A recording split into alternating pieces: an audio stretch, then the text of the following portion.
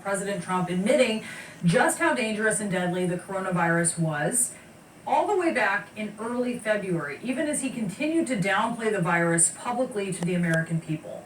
CNN obtained an early copy of author and legendary journalist Bob Woodward's new book about Trump, which is titled Rage, and it reveals explosive new information on the president's handling of coronavirus. Plus, CNN has obtained audio recordings of interviews that Woodward did with Trump for the book. It's on tape. CNN special correspondent Jamie Gangel has read the book. She is here with us. Tell us what's in it, Jamie. There are so many revelations in this book. His inner circle is just scathing in their criticism of President Trump. But there's no question that the headline is about coronavirus. And what Woodward reports, and we have the audio tapes, the president in his own words, is that much earlier than we've ever known, the president really had an understanding in striking detail of how dangerous coronavirus was. So the first audio tape I want to play for you is from Woodward-Trump interview on February 7th. This is very early on when we're all thinking, oh, it's in China, it's not a problem. And you'll hear the president in his own words say, it's airborne, it's highly contagious. Here's the tape. And so what was President Xi saying yesterday? Well, we were talking mostly about the virus, and I think he's going to have it in good shape, but, you know, it's a very tricky situation. It goes through air, Bob. That's always tougher than the touch. You know, the touch, you don't have to touch things, right? But the air, you just breathe the air. That's a very tricky one. That's a very delicate one. It's also more deadly than your strenuous flus. You know, people don't realize we lose 25,000, 30,000 people a year here. Who would ever think that, right? I know. It's pretty amazing. And then I say, well, is that the same thing? This is more deadly. This is 5% versus 1% and less than 1%. You know, so this is deadly stuff. Deadly stuff, and let's just remember, this is from a president who to this day mocks wearing a mask. But he knew on February 7th that it was airborne.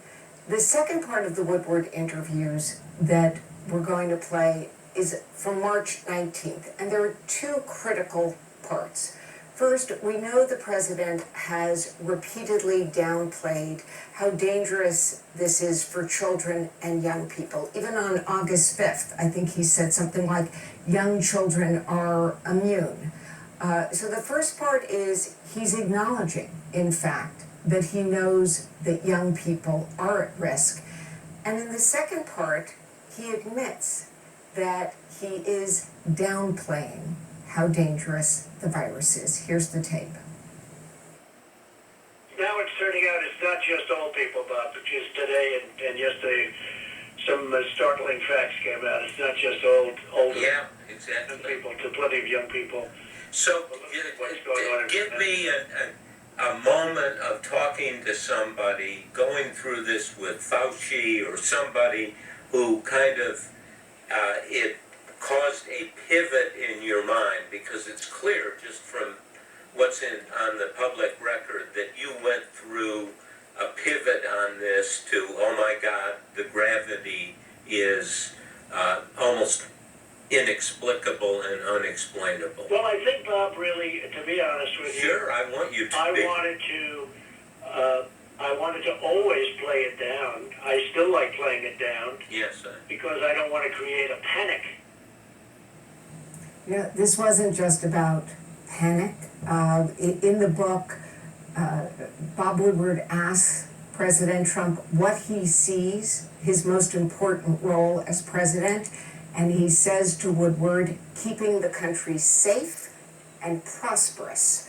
If he was keeping the country safe, he would have shared this with the American public. Now, you have to just keep in mind, the American public dealt with 9/11, the American public dealt with Pearl Harbor, you have to wonder whether the prosperous part, whether he was more concerned about the economy and getting reelected.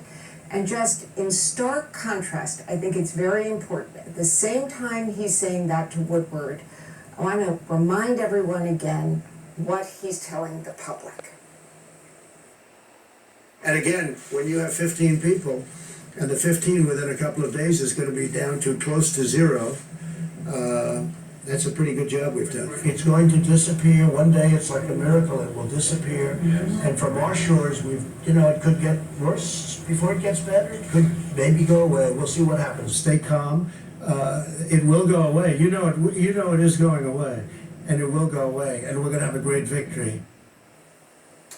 Brianna, the book paints a devastating picture of betrayal of trust and a failure of leadership, in Woodward's words. And you just have to wonder when you read it, if President Trump instead, in early February, had been decisive, had shut the country down, said, wash hands, social distance, wear masks, how many tens of thousands of lives might have been saved? Brianna? Yeah. Jamie, thank you so much for your excellent reporting today. Jamie Gangel. I want to bring in Dr. Jonathan Reiner. He's a CNN medical analyst and a professor of medicine at George Washington University. Dr. Reiner, you've heard now what the president was saying publicly and what he was saying privately. What is your reaction to all of this? Well, it's stunning. Many of us have wondered since the beginning how much of our catastrophic pandemic response was incompetence and how much was malfeasance. And now we know. Now we know that basically from the end of January, the president knew this was a deadly virus. Yet, we didn't immediately ramp up testing. We didn't lay down PPE reserves. And time again, the president told the public this was nothing, was going to go away. He called it the flu. He said, there are a lot of names for this. Some people call it the flu. If there's a tornado coming towards town, and you tell the people in that town that it's just a little bit of wind, people are going to die. So there was a tornado heading towards the United States at the end of January. And the president told us it was all just going to blow away. So if you wonder why our response has been so poor, it's that the president of the United States had an irreconcilable conflict. He can choose his own electoral best practices, minimize the risk to the country, tell the country that there was minimal risk, and maximize his chances of re-election, or he could do what Jamie Gangel just said, prepare the country early, close the country down early, insist that everyone wear a mask, and save lives. He chose not to do that. This is stunning. He should resign. This is really stunning.